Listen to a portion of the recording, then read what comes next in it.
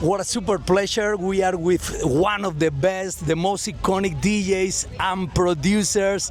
LAIDBACK Lou, welcome to Next Level and welcome to Tomorrowland, Brazil. How are you?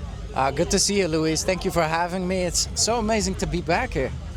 It's a pleasure to have you in the show. And I would like to know, how do you feel? Because you returned to one of the best festivals in the world. Tell me, how do you feel?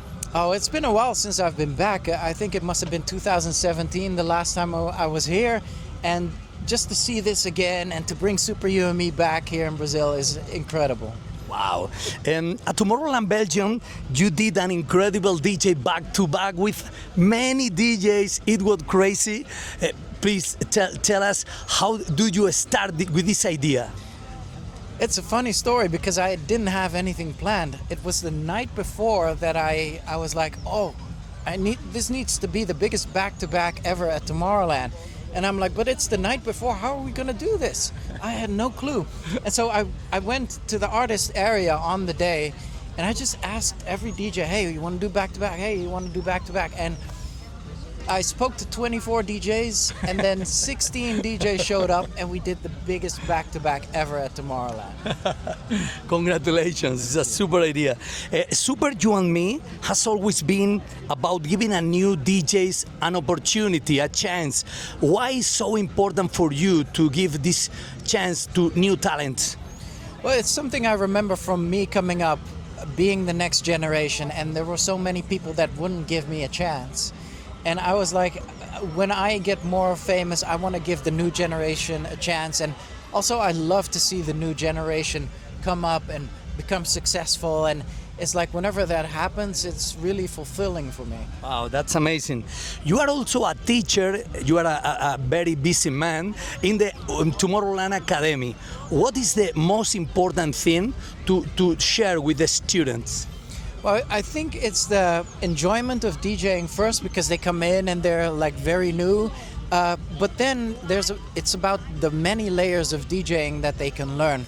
You know, sometimes we see very good producers DJ and they've been DJing for a year, and I'm like, but there's so much more to it. Like if you DJ 10 years, you know what the type of energy a track can bring, what type of an emotion a track can bring, how you can warm up properly, how you can headline properly. And a big one for me always is watching the crowd. I very much always come in uninspired.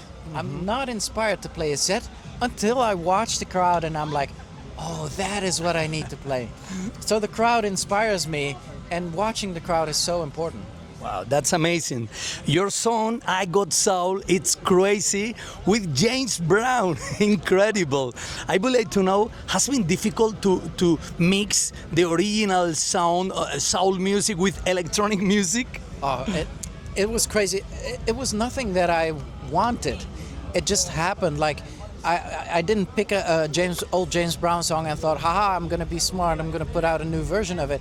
The family approached me, James Brown's family approached me, and they said, hey, can you do a version of this? And I'm like, I don't know. And then they gave me the stems. I listened to the stems. It's James Brown singing in the studio, and my mind exploded. And for 2 days, I sat in the studio thinking, I can't do anything. How are you going to touch a masterpiece?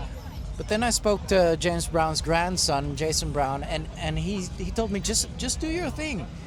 Complete freedom, like just go for it. Wow. And so I made a festival banger in the sound of like Crookers, and in the sound of like the Pursuit of Happiness, Steve Aoki remix, that type of energy.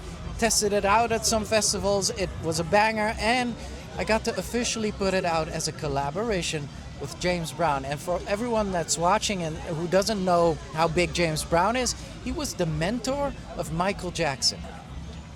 Incredible. Crazy. You have had a year full of performance. How do you stay in such great shape with a lot of energy, a lot of creativity? Is it Kung Fu?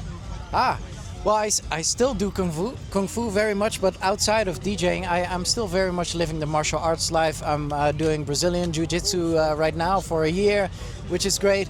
But for me, the most important thing is to balance the family life and the non-DJ life with the DJ life.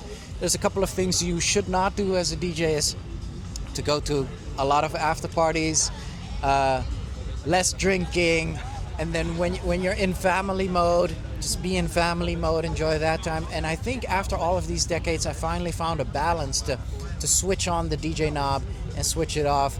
And that's how I stay healthy. Wow, that's incredible. And to finalize, you are closing tonight. The new stage of Tomorrowland is a super party for tonight. Could you share with us some details about what is going to happen tonight? You know what? Because you might think that I have some surprises for tonight, but the big surprise is for me because I'm not even prepared. Like, I'm a real DJ like that. When I get to a place or a festival, it's always about the crowd and what the crowd needs. Then I'll give that. And all of these back-to-back DJs coming tonight, they were asking me, "Oh, what do I play?" And I'm like, "Play whatever you want, and we'll just entertain the people, and it's going to be amazing."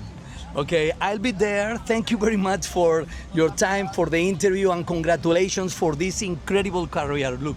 Thank you very much. Thank you for having me.